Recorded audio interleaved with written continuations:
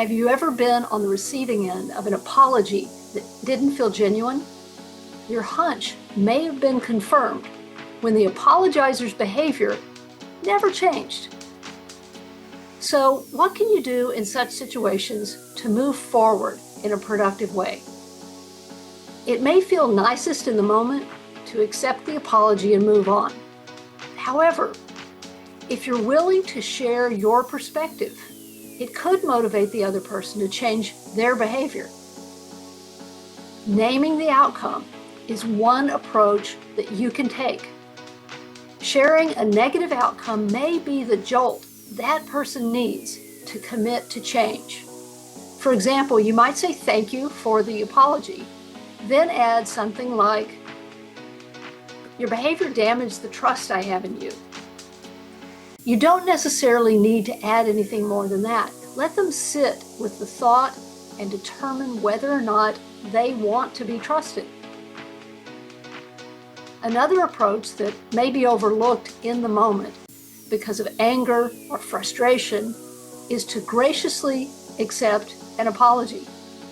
Making the apologizer feel worse may be satisfying at the time, but tends to limit the likelihood of positive change. Instead, you might say something like, "I appreciate your apology. What concerns me is that this has happened several times, and I'm worried that it will continue." You're not attacking the other person. It's an honest statement about where you are. While it won't necessarily motivate the other person to change, sometimes it will, and it may at least move you toward a more civil working relationship.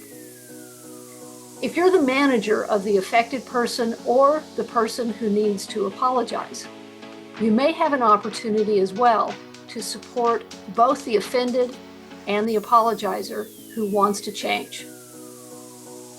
This means making it clear that you don't evaluate intentions. You do evaluate behavior. Clarify what you expect, then hold everyone to the same behavioral standard. After a difficult situation, follow up with both parties in the immediate aftermath and also over time to make sure that change is actually happening. Meet with them together to avoid triangulation and so that both hear the same message from you at the same time. Changing bad habits is hard, and it's possible.